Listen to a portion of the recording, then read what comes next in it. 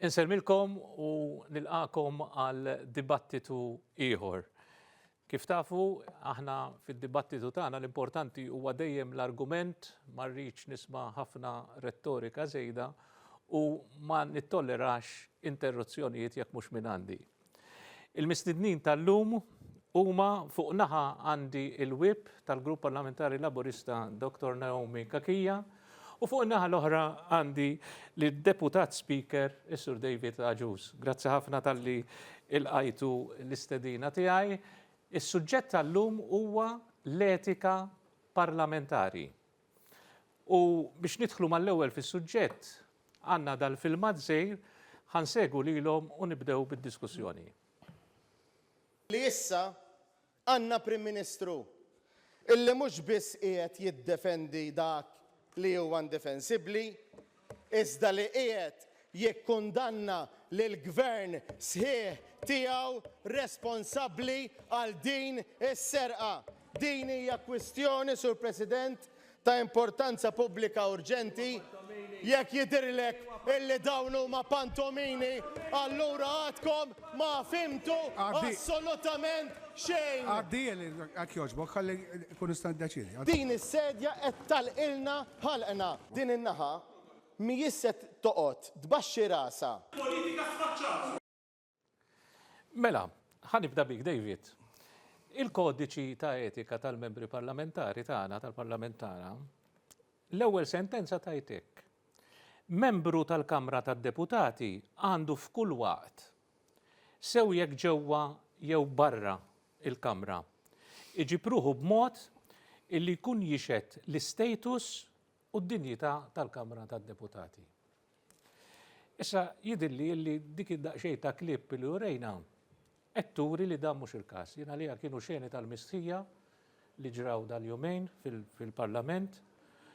U allura jiena ngħid inti bħala deputat u iktar binek bħala deputat speaker taqbel maġi bħal dan? Mela Mario ħaġa nirgrazzja lilek u la ninsab fuq dan l-istazzjon l-ewwel ħaġa rrid ngħid hija solidarjetà mal-ġurnalisti ta' dan l-istazzjon fuq dak li għaddew f'dawn l-aħħar sigħat u jalla li jkun hemm ġustizzja wkoll biex kull min irid jagħmel xogħlu jitħalla ġo dan il-pajjiż jagħmel xogħlu. Aħna bħala deputati u ġibtom miegħi Manuel, aħna għandna fuq xiex nimxu. Ġibtom miegħi għaliex naħseb li ġo dan il-pajjiż jridu nifhmu li fil-Parlament għandna l-standing orders li rridu nimxu magħhom. Ġo dan il-pajjiż għandna wkoll għax hekk iħalluk l-standing orders li jkollok mozzjoni ta' proċedura kif għandek timxi li jippreżenta l-gvern. Ġo dan il-pajjiż ukoll għandna ir-rulings li l-speaker attwali Anġu Farrugia jieħu l-briga wkoll li jippubblikhom u kulħadd ikun jista' jaqrom. Fejn ma naslux b'dawn l-affarijiet, aħna mmorru fuq dak li jgħid kemm l-Erskine May tal-Ingilterra u anke mmorru xi kultant ukoll anke fuq dak li hemm fl-Awstralja għaliex huma Commonwealth countries bħalna. U daw ġibthom miegħi għaliex? Għaliex biex in-nies jifhmu li aħna ma nimxux fl-ajru, aħna għandna liġijiet, aħna għandna regoli u rridu nimxu magħhom. U bħal dilettant forsi bħal inti tal-isports u tal-futbol u inti għandek ir-regoli fil-futbol u meta tinżel għall-logħba għandek ir-referi li jrid bis-soffara u bil-karti sofor jew ħomor jimxi ma' dawk ir-regoli fil-Parlament għandna l-istess ħaġa. Issa jiena nsertajt li f'mumenti minnhom irrid inkun il-plejer tal-logħba tat-tim tiegħi. Imma b'vot unanimu fil-Parlament, jiena ġejt ukoll maħtur bħala Deputy Speaker introduċejtni anke inti fil-bidu tal-programm. U allura fir-rwol tiegħi bħala Deputy Speaker jiena xogħol li nara li nimxi ma' dawn ir-regoli. U rrid nara wkoll li ħadd fil-Parlament huwa akbar minn dawk ir-regoli. U minnu min hi.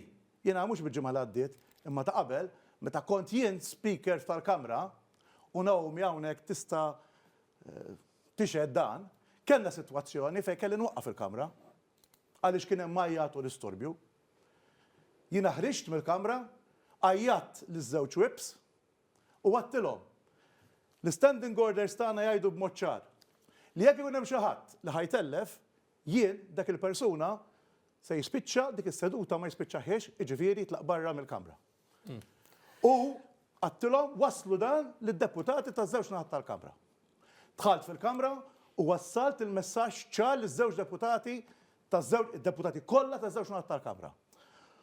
U naħseb li b'għad is-seduta imxiet l-għada komplitu koll anka u kellna anka jerġa' l-Prim Ministru tkellem u kan kap tal-Oppożizzjoni u għattilhom li llum tara kulħadd ġab ruħu kif għandu jkun skont dawn ir-regoli. Però għandna regoli rridu nimxu magħhom. Però fil-każ tar-regoli ma naħsibx jgħidu li l-membri tal-Parlament għandhom jieħdu l-placards u l-posters u jiddaħluhom fil-Parlament. Ġifieri għalhekk għadlek jekk inti taqbilx ma dal-aġir għaliex di ma ġratx fuq ġurnata u mbagħad l-għada reġa' kien hemm frattarija oħra fil-Parlament.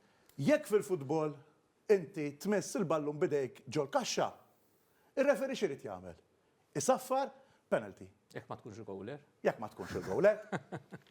Imma jekk ir-referi ma jsafrux, x'jiġri? U allura il-messaġġ tiegħi huwa ċar. Għandna regoli u rridu nimxu magħhom. Fil-passat kellna min uża mhux dak il-kliem li smajna tal-kap tal-Oppożizzjoni, ma kliem ħafna għar minn hekk. Mela. Wieħed minnhom pereżempju kien qal lill-deputat ieħor niġi għalik u nifqak. Dawn mhux kliem parlamentari. Sal-aħħar ġranet kada l-Prim Ministru dak li jingħad minn membri tal-Oppożizzjoni dakinhar mhuwiex kliem ġifieri dak. Minn kulħadd. Jien ma naċċetta ħadd fl-ogħla istituzzjoni tal-pajjiż li ma jġibx ruħu se issa staw mbagħad għal min ikun qed imexxi il-Kamra li dawk il-liġijiet u dawn ir-regoli li għandna jimxi magħhom. Ok, mela ħandu l-fuq Naomi issa, Naomi ħanurik klip oħra u nagħmellek il-mistoqsija tajjeb, mela ħanaraw din il-klip. Għandek 15 minuta, Honorable Prim Ministru, skont l-ordinament. Non Berna Grek, għajli. Ġifieri, Sur President. Issa l-ħin tal-Prim Ministru, u tajtu l-kelma, grazzi. Le, hija fimt, l-isqarja, permettili, ġa saqsejt nidika, u għattielek jena. Għajli, l-onorevoli Kap tal-Oppożizzjoni, fil-qosor. Din in-naħa mi jisset toqgħod tbaxxi rasa. Onorevoli Kap tal-Oppożizzjoni, issir l-isqarja ministerjali. Grazzi. Ek joġbok, issa. Sur President, jider illi in-naħa l-oħra ma tafx il-proċedura parlamentari li tirregola l-istqarrija ministerjali, naturalment qed jippruvaw joħolqu Onorevoli, biex joħolqu l-Kamra. Sur President. Sur President. Ma nistawx. Onorevoli Kap tal-Oppożizzjoni għajli fil-qosarija. Sur President, naħseb m'intix qiegħed tifhimni. Grazzi. Inti tlabt ruling tajtulek. Ek joġbok. Ek joġbok.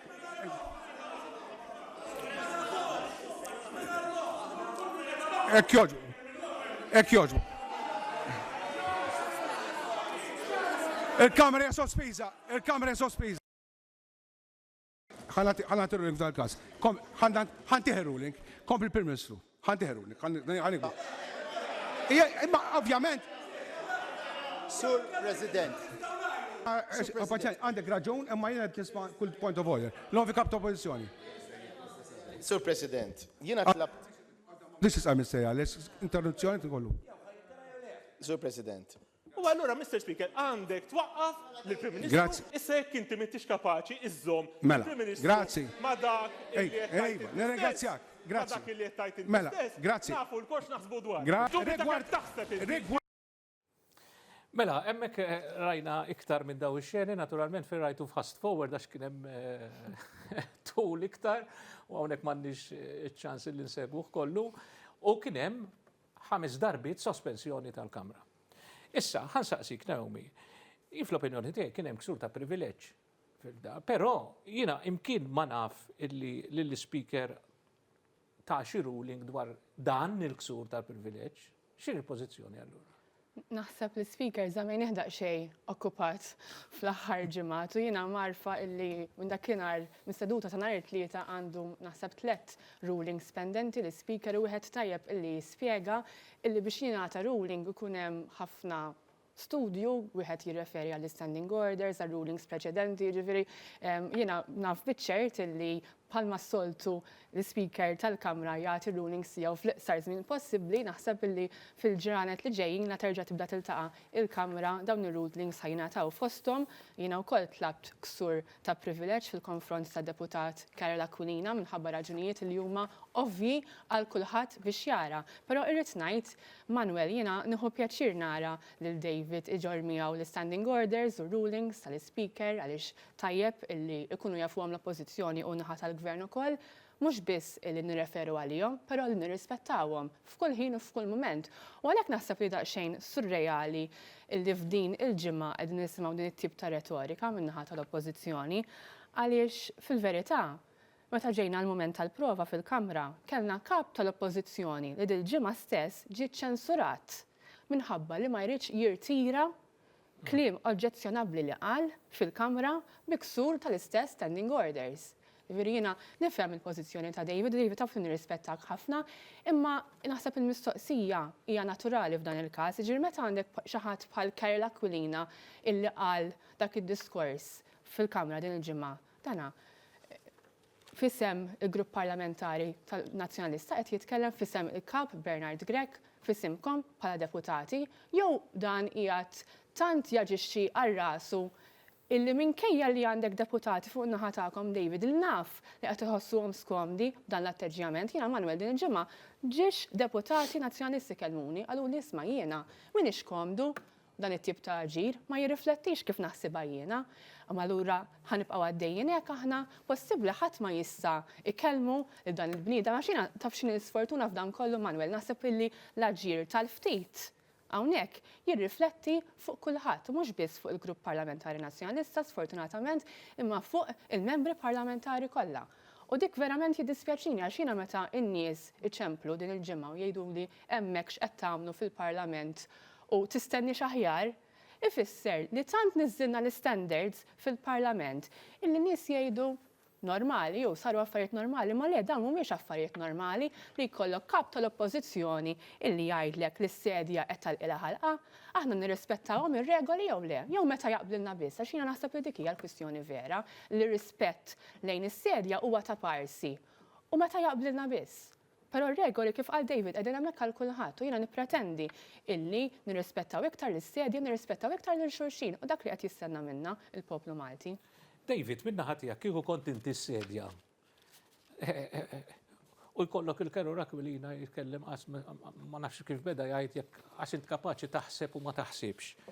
Kif kont irreaġixxi inti? U f'dak il-każ, meta għalhekk Karel Aquilina kienet jgħidha fisem l-oppożizzjoni jew fismu personali jew fisem xi ħadd ieħor. Mela jiena bħal Naomi ma nħobbx nitfal kulħadd f'keffa waħda u ma nistgħux nitfgħu il-membri parlamentari kollha f'keffa waħda, x'maħniex kollha f'keffa waħda. U allura jiena naħseb li kulħadd għandu jerfa' ir-responsabilità ta' dak kollu li jagħmel u dak kollu li jgħid. Jiena għandi u naf membri min-naħa tal-gvern li ma jġibuxhom sew fil-Parlament u dan mhux sew, għal ġiex naħat. Issa kieku kont jiena fl-standing orders tagħna għandha mod ċar l-rispett li għandek ikollok lejn il-President tal-Kamra. U jekk aħna maħni issa napplikaw daw waqt is-seduta, allura mbagħad kulħadd ħajamel li jrid. Ħanibda bl-ewwel ħaġa importanti. Tismani naw minn għajda kull darba inkun speaker. Indirizzaw l-sedja. Il-speaker għandu standing orders li għajdulu li kull min irid jitkellem, u hawnhekk qegħdin miegħi, kull wieħed li jiftaħħal u biex jitkellem irid jindirizza l-sedja. U jekk inti tindirizza l-sedja taqta' ħafna mill-problemi li ġib meta inti tattakka b'mod individwali fil-Parlament. U di għamela kemm il-kap tal-Oppożizzjoni, kemm il-Prim Ministru, kemm deputati oħrajn. Jiena meta kont speaker ukoll waqqaft lill-Prim Ministru, l-kap tal-Oppożizzjoni, u Naomi hawn tista' tgħidlek u tistgħu iġġibuhom dawn għax qegħdin live fuq television tal-Parlament. Għal darba tnejn tlieta u nitlobhom jindirizzaw lis-sedja skont Standing Order 45 u 46. Dawk kollha l-membri waqt li jkunu qed jitkellmu jindirizzaw ruhom lejn l-speaker. Anki dak rispett. Jekk inti taf l-standing order jgħidulek indirizza lis-sedja, kif tattakka naħa jew oħra? Jekk inti il-regoli tagħna jgħidulek irid ikollok rispett lejn il-President tal-Kamra u meta jkun qed jitkellem ma toqgħodx timxi fin-nofs u titkellem ħaġa oħra. U din ukoll laqqas issir fil-Kamra tagħna. Fejn hu r-rispett lejn l-ogħla istituzzjoni tal-pajjiż? qed ngħidaw għax dan huwa konsegwenza ta' numru ta' affarijiet li ġraw fil-passat u li ħadd qatt għadu ma żamm sod fuqhom. Jien inżomm sod meta nkun speaker u naħseb li anka l-speaker attwali Andrew Farrugia ipprova jżomm sod kemm jiflaħ biex iħalli d-diskussjoni għaddejja, però imbagħad irridu nifqu u niddeċiedu u nieħdu d-deċiżjonijiet. Fadda l-aħħar rajtek jiena battibek ma' membru parlamentari nazzjonalista Ukoll. kont fuq is-sedja. Jiena fis-sedja ma la nkun deputat nazzjonalist, laqas deputat laburist, inkun Malti, inkun speaker Malti. Li nara biss dawn ir-regoli u kif ħanoplikom b'onestà, b'integrità u b'irġulija. U naħseb jekk nimxu b'dan il-mod anke bejnietna fil-Parlament u nirrispettaw, jiġifieri hawnhekk għandna miktub li meta jitkellem l-speaker kulħadd irid jieqaf. Jiġifieri nkomplu għaddejn iż-żewġ naħat tal-Kamra nitkellmu. Miktuba.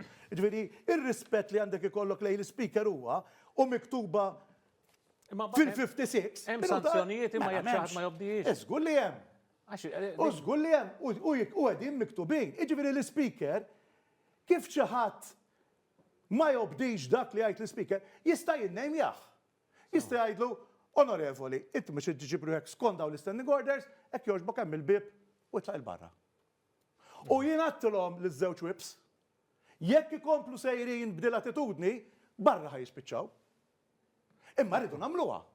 Irridu nieħdu jekk id-diskors ta' deputat u minnu ma jkun xieraq għal istituzzjoni tal-pajjiż, jew jirtiraħ dak il-ħin, jew inkellem il-bib u joħroġ imur jikkalma barra.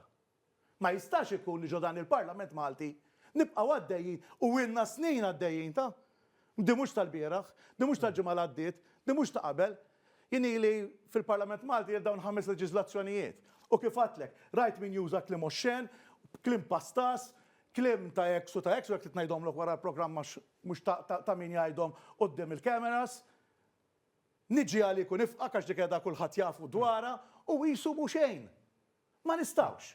Jekk irridu l-etika parlamentari, jekk irridu verament li di l-ogħla istituzzjoni tal-pajjiż iġibruha bħala l-ogħla istituzzjoni tal-pajjiż, irridu għandna regoli u nimxu magħhom. Mela, ħandur fuqek, Naomi. Jidher li kien hemm oġġezzjoni għal fatt li l-Prim Ministru jagħmel stqarrija ministerjali li hija ta' importanza nazzjonali. Skont inti x'taħseb għaliex l-Oppożizzjoni oġġezzjonaw li jew ma ħallewx li l-Prim Ministru jagħmel din l-istqarrija ministerjali?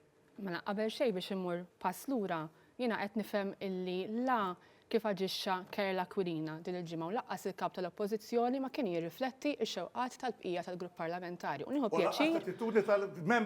pjaċir, David, nieħu pjaċir, anzi, naħseb li kellkom turu solidarjetà mal-Speaker derenden u għadkom fiċ-ċans li tabluha li turu solidarjetà mal-Speaker għall-attakk insensat illi kellu jaffaċċja din il-ġimgħa fil-qadi ta' dmirietu, ma dik waħda. Mhux ħan nitkellem jien għal Mr. Speaker, imma naf li jafu kapaċi jieħu r-responsabilità, jaf x'inhu ma dawn regoli u jaf x'għandu jagħmel. Intom għandkom tieħdu responsabilità bħala grupp parlamentari u tikkundannaw dak it-tip ta' diskors. Taf kemm kelli jien ukoll minn użak li mhux rispettu slejja meta kont fuq is-sedja. Taf. Ħanajlek jiena ħanitkellem fuq il-kliem mhux rispettuż. Jiena din il-ġimgħa fl-aġġornament li għamilt it-tlieta min jeddi tajt apoloġija il-min kienet jarana u l-sedja għal-momenti fejn aħna forsi ma ġixxejniex kif suppost. Ħanajlek għalfej. Għaliex meta inti tkun qiegħed bil-qiegħda hemmhekk u taffaċċja tiegħek qed jgħidulek kriminal pereżempju jew assoċjat mal-kriminali, aħna taddemmu l-laħam. U darba kultant naħseb jekk persuna qed jipprova jumiljak jew jgħid xi ħaġa li mhux vera dwarek, ħatgħidlu xi ħaġa lura għax aħna maħniex tal-ġebbel, maħniex statwi. Però nifhem li kien hemm stanzi fejn forsi ridna nrażnu lil nfusna, imma lek hija problema li l-attitudni fil-Parlament, speċjalment f'mumenti ta' tensjoni, tant ġejna naqgħu fil-personali illi ma hemm spazju biex titkellem fuq is-sustanza. U naħseb illi saret mistennija minn nies, minn deputati, illi jaġixxu sfortunatament hemm sens ta' provokazzjoni Manuel ġi ma xekku qed tifhimni, hemm min qed jagħmel apposta biex jara reazzjoni xi tkun. U nerġa' ngħid huma dejjem l-istess, 2-3 min-nies illi jibqgħu jaġixxu b'dan il-mod u ħadd ma jiġġilhom widnejhom, rajt fil-grupp parlamentari tagħhom stess u qed jirriflettu ħażin fuq kulħadd, imma dik waħda. Issa l-istqarrija ministerjali, din famuża stqarrija ministerjali li kellu jkellna din il-ġimgħa. L-ewwel ħaġa irrid ngħid illi il-ħadd stess il-kap tal-oppożizzjoni kiteb fuq status. Ftit wara li ħareġ l-avviż u sirna nafu x'ġara mal-lejl fil-barracks tal-AFM. Illi irrid l-opportunità illi saqsi lill-Prim Ministru jitlob kjarifiċi. Tajjeb, bilna, għaliex naħsbu li hija materja importanti illi ma nistgħux ninjorawha kompletament fil-Parlament. U meta ġejna no u għamlu talba taħt ordni permanenti 13 biex issir dibattitu b'urġenza. Tajjeb li wieħed jgħid Manuel, jiena naf biċ-ċert il-oppożizzjoni kienet taf li din qatt ma setgħet tintlaqa din it-talba għalfejn. Għax f'każijiet simili fejn isiru talbiet b'urġenza bħalma saret din il-ġimgħa, fejn il-materja hija xi ħaġa li hija taħt investigazzjoni, l-oppożizzjoni taf biżżejjed il ma jintlaqgħux biex ma tiġix preġudikata l-investigazzjoni. X'għamel il-gvern? Qal okej. Ma jsirx dibattitu, ma naħsibx ħajt intlaqa talba, imma hija nagħmlu stqarrija ministerjali, jitkellem il-Prim Ministru u jkollhom iċ-ċans jagħmlu mistoqsijiet tagħhom il-membri. X'ġara? Għaliex ir-ruling tas-sedja li kienu jafu x'kien ħajkun, imma x'ma kienx joġobhom, għamilna straġi fil-Parlament teatrin sħiħ. Ma ħallewx laqqas jibdija stqarrija ministerjali mill-4:30 sas-7 l-Prim Ministru bil-wieqfa jipprova jitkellem fl-ogħla istituzzjoni tal-pajjiż. Dak rispett lejn is-sedja, lejn il-Parlament, lejn il-poplu Malti u Awċi. David, fuq dan, jiena meta rajt il-posters fil-Parlament qed xi ħaġa premeditata, maħsuba, pjanata, ġifieri intom bħala grupp parlamentari mortu hemmhekk lesti biex tisfrattaw l-aġenda li kellu l-Parlament dakinhar? Li jiena naħseb li meta inti qed tiffaċċja gvern li jaf li l-oppożizzjoni titkellem fuq suġġett tant jaħra ta' serqa ta' 200 kilo droga minn l-AFM minn post tal-Forzi Armati, ovvjament li u għandek Ministru li joffri reżenja tiegħu u ovvjament għandek diskussjoni dwar da, ovvjament l-oppożizzjoni tkun preparata. Issa jiena naħseb la kien hemm lok biex jew inkella kien hemm il-volja min-naħa tal-gvern li għamel stqarrija ministerjali. Mela rura jaf li m'hemmx dibattitu. Mela rura jiena naħseb li kif taf anke Naomi kif jafu l-poplu Malti Awċi, fejn ikun hemm qbil bejn iż-żewġ naħat, l-affarijiet isiru. U jien kont nippretendi li f'ċirkustanza straordinarja bħalma kellna, iż-żewġ naħat ipoġġu madwar mejda qabel is-seduta u niftehmu x'ser jiġri. Pereżempju, ngħidu ara, din hija każ straordinarju, ejja nagħmlu dibattitu, jitkellem il-Prim Ministru, jitkellem il-kap tal-Oppożizzjoni u nifqu hemm. Eżempju. Imma jkun hemm ftehim. Mhux jitkellem biss il-Prim Ministru għames qarja Prim Ministru u mbagħad domandi biss. Kontu lestin tom tilqu ftehim. Id-domandi. Mela le għaliex le ma tiħaqx ftehim. F'każ li jkun hemm stqarrija ministerjali hija il-prassi wkoll li kull membru mbagħad ikollu dritt li jintervjeni u jikkummenta fuq. Ikollok id-diskors ta' tnejn min-nies. Imbagħad ikollok id-domandi u mbagħad l-eluq ta' min irid minn naħa tal-gvern. Ġifieri m'hawnx dibattitu huwa question u jiena wieġbek. U jiena naħseb f'dik iċ-ċirkostanza naħseb il-gvern seta' wkoll ħaseb jekk irid veru li fil-Parlament fl-ogħla l-istituzzjoni nimxu sew. Ejja nagħmluha. U ħanorbot xi ħaġa Manuel qabel ma jispiċċali il-ħin rid nafna il-programm. Jiena nemmen li wasal iż-żmien li kemm l-Speaker tal-Kamra u kemm id-Deputy Speaker tal-Kamra jekk jiġux magħżula biex żewġ terzi jew le, subject to discussion. Però biex jitneħħew għandu jkun hemm iż-żewġ terzi tal-Kamra. U qed ngħid dan ħalli l-ebda persuna li jkun f'dik is-siġġu tal-Speaker f'dak il-ħin ma jibda jaħseb imma jekk nagħmel id-deċiżjoni dawk ħajħdu għalihom jew l-oħra jieħu d-deċiżjoni li hija ġusta mingħajr biża' li jitneħħa minn postu. U hemmhekk nagħmlu qabża oħra ta' kwalità għaliex meta inti tkun bil-qiegħda fuq dik is-sedja biex ineħħuk verament trid tkun għamilt xi ħaġa li ż-żewġ naħat qed jgħidu li ma għamiltix tajjeb. U allura rridu wkoll anki hawn l-livell tal-Parlament Malti ejja nifhmu li l-Speaker u d-Deputy Speaker għandhom funzjoni għolja fil-Kostituzzjoni ta' pajjiżna u naħseb li anki hemmhekk għandna naqblu kemm naħseb fil-ħatra imma wisq iktar fit-tneħħija kemm ta' Speaker u ta' Deputy Speaker għandha ssir b'żewġ terzi tal-membri tal-Kamra. Fil-fatt jien kont se nsaqsik, fl-opinjoni tiegħek naw biex jista' jsir biex ma jkollniex daxxeni. Ġifieri u ma jirrapportux ruħhom il-Kamra, suppost il-Kamra tar-Rappreżentanti tkun u hija l-ogħla istituzzjoni tal-pajjiż li tirrappreżenta lil poplu hux. Ġifieri mhux issa qed jgħidu wara fiex wasalna fiex ġejna, ġifieri x'taħseb li jista' jsir? Ħanajlek, Manuel, naħseb li hija kwistjoni ta' attitudni l-ewwel qabel kollox. Ġifieri, jista' jkun hemm ir-riformi kollha li nistgħu nagħmlu, jista' jkun hemm l-arfin kollu tal-liġijiet u tal-standing orders. Imma jekk meta immorru bil-qiegħda fil-Parlament ma nġibux ruħna sew, għaliex għax ikollok skopijiet partiġani, għaliex inti tittara kif ħatiħu kapital politiku minn l-iktar sitwazzjonijiet serji bħalma rajna din il-ġimgħa. Mela, jiena dil-ġimgħa tkellimt fuqha wkoll fil-Parlament, ma jibqalekx ottimizmu illi jista' xi darba l-affarijiet ikunu għall-aħjar, għaliex hija kwistjoni ta' attitudni, ta' entitlement, ta' min jaħseb illi jista' jmun il-Parlament u għax l-affarijiet ma jiġux eżattament kif jixtieqhom hu. Iwaqqaf kollox, ma jħallix il-Prim Ministru jitkellem, ma jħalli l-ħadd jitkellem, joqgħod joffendi lis-sedja. Mhux hekk rajna din il-ġimgħa, ġifieri issa qed nifhem li l-Oppożizzjoni tafhom ir-regoli, qed tgħid li tirrispetta ir-regoli, imma meta mmorru assijunnu għall-Parlament ma jaġixxux dak il-mod, ġifieri nirrispetta ħafna lil David u dak li qed jgħid u jaf li naqblu, imma David jaħasra mill-kliem għall-fatti, hemm disconnect kbir. Din il-ġimgħa rajna naħseb l-ar waħda mill-ar ġimgħat li kelli jiena fil-Parlament kon minni jew sentejn u nofs kważi tlieta issa. U rajt affarijiet u kelli seduti illi immur id-dar u nibqa' naħseb u newden dwarhom u kif stajna għamilnihom aħjar.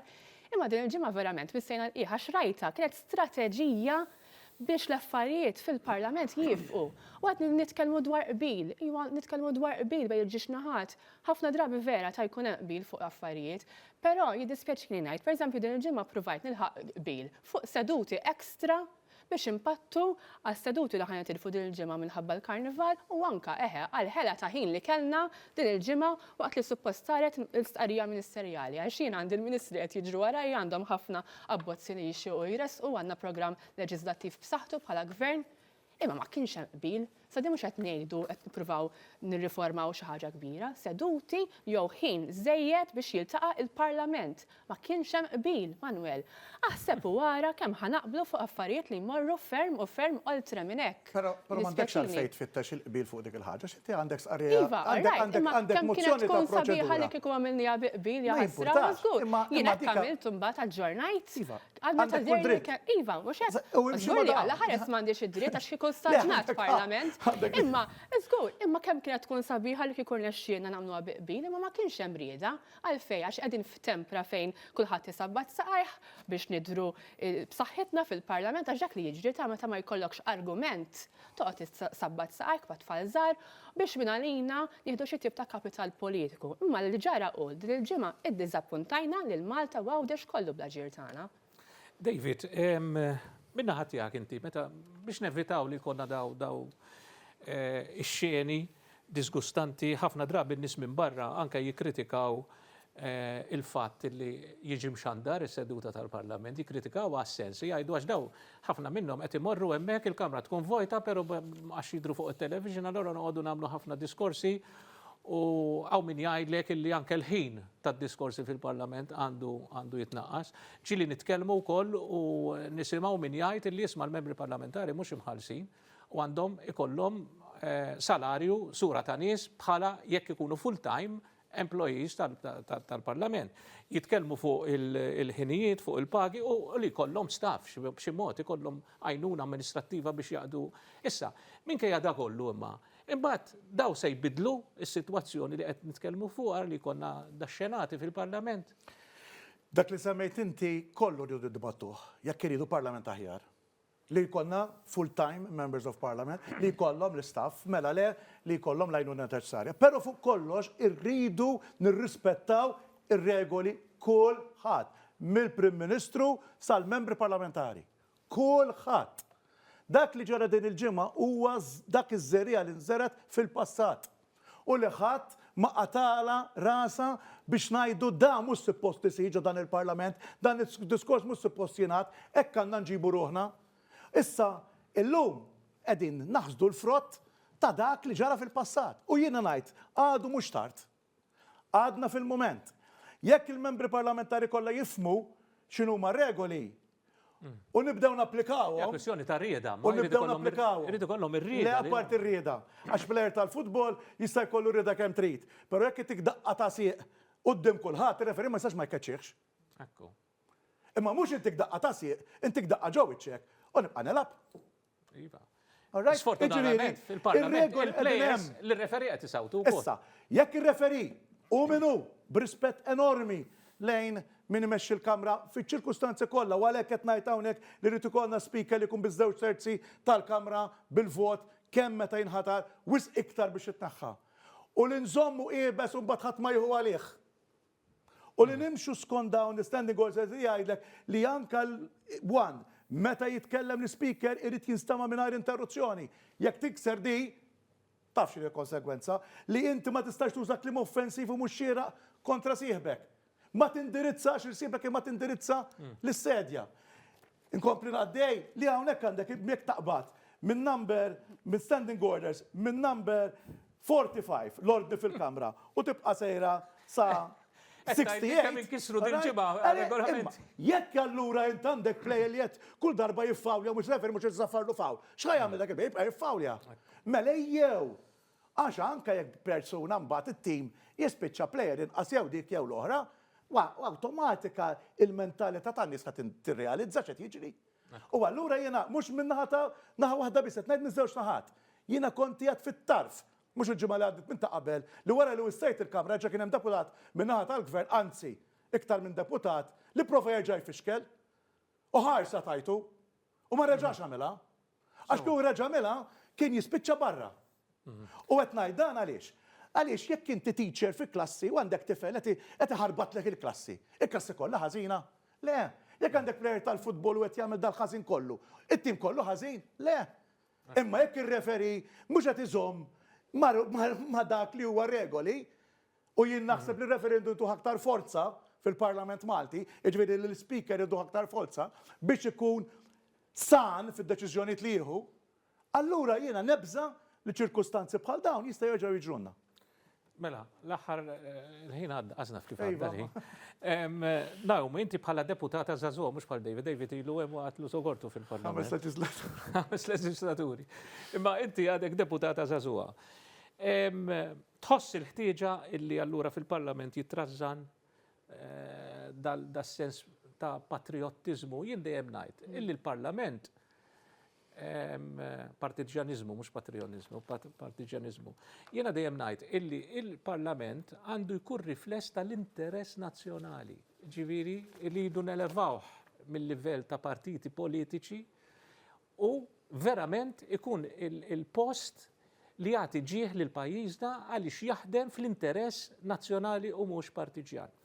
Qabel xejn naħseb irid nieħu l-opportunità li nsellem l-Speaker tal-Kamra Anġlu Farrugia għaliex naħseb li din il-ġimgħa kien qed jesperjenza sitwazzjoni xejn faċli fil-Parlament u ma tkunx faċli iktar meta qed jiġi imminat minn bosta nies fil-Parlament, bosta deputati u nafu x'intqal fil-konfront tiegħu.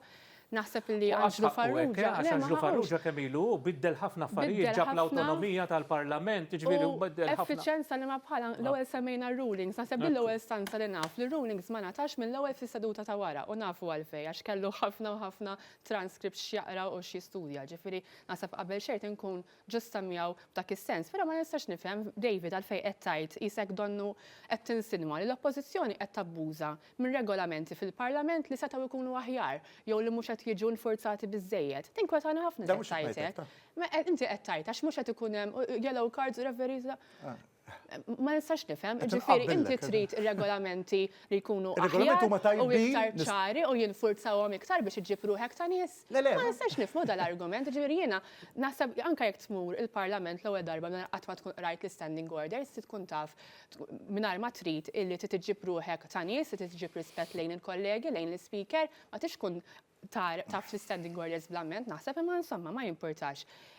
Nispera biss li milli qed jgħid David, l-affarijiet ma jerġgħux jirrepetu ruħhom għax jiena qed nifhem illi jafu x'in il-problema, jafu kif għandhom iġibu ruħhom, jafu l-aspettattivi tal-poplu x'inhuma mill-membri parlamentari kif qed tajt inti Manuel, jistennew aħjar minna u għandhom raġun. Aħna rappreżentanti tal-poplu u maħniex kapaċi niddibattu, maħniex kapaċi nitkellmu fuq is-sustanza, irdu bil-fors naqgħu fil-personal għax dik hija aspett ieħor tal-ħidma parlamentari u tal-politika li għasanna ċans li tkellmu dwar f'dan il-programm, forsi tagħmel programm ieħor. Imma meta tara inti arena politika li tant saret ħarxa mal-membri, naħseb illi ċerta strateġiji li qed jiġu qed naraw hemm barra illi jattakkaw lin-nies ġasta ma' Ministru Laburist per eżempju, dawn ovvjament li mbagħad meta ħadd tkun inti bil-qiegħda fil-Parlament ħajkun hemm iktar tensjoni.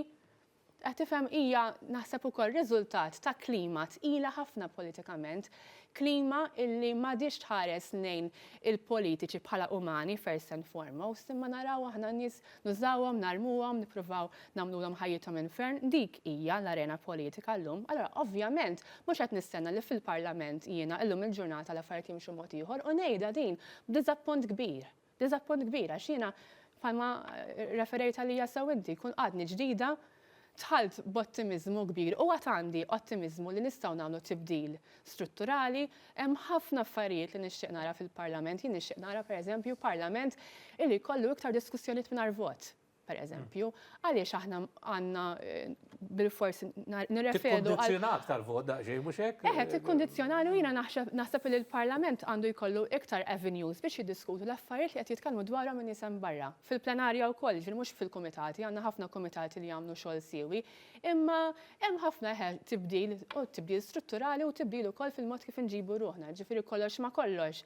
Jifdallek dak l-ottimizmu l-affarijiet jistgħu jkunu aħjar, però dak li rajna din il-ġimgħa sfortunatament isek jitfak pass lura, ġifieri wieħed jittama illi nistgħu nimxu l qudiem.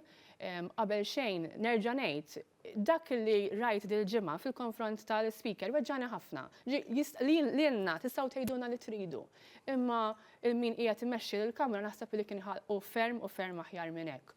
U naħseb li kulħadd ikun qiegħed jiġġudika Manuel fil-kwiet ta' daru kif qed iġibu ruħhom il-partiti politiċi, ġifieri dil-ġimgħa rajna pożizzjoni illi għax ma kellix argument x'tagħmel marret għal strateġija ta' isma' lema tad-dix tiegħi jieqaf kollox. Il-Parlament kważi ġibnieh aħna vittma ta' din tip ta' strateġija illi naħseb verament ma tagħmel ġieħ il-ħadd. Ġifieri nerġa' ngħid hija strateġija tal-Partit Nazzjonalista, però tirrifletti fuq kulħadd għaliex meta jitkellmu n-nies jitkellmu fuq il-Parlament, fuq deputati parlamentari kollha. Mela iva jiena nistenna aħjar u nistenna li nhar l-erba' la nerġgħu niltaqgħu ikun hemm kundanna assoluta mill-oppożizzjoni għad-diskors li sar fil-konfront tal-Speaker Anġi Farrugia. Li mhux qed ngħid skuża lilna bħala il-deputati fuq naħa l-oħra li forsi soffrew xi inġurja bil-diskors li qal. Le, lill-Speaker Anġi Farrugia. Nistennija nhar l-erba'. Mela, jien se jkolli nieqaf' waqaftkom għalkom 26 sekond oħra. Grazzi ħafna. Grazzi ħafna tal-mod kif iddibattejtu Kif suppost. dan is-suġġett. Kif suppost. Kif suppost, kif għandu jkun. Hawnhekk tajtu eżempju bħala żewġ membri parlamentari. Jalla dan l-imġiba ta' hawnhekk tkun riflessa fil-Kamra tad-Deputati. Grazzi ħafna lilkom, id-dibattitu jaqafaw, il-konklużjonijiet tagħmluhom intom. Il-lejl tajjeb.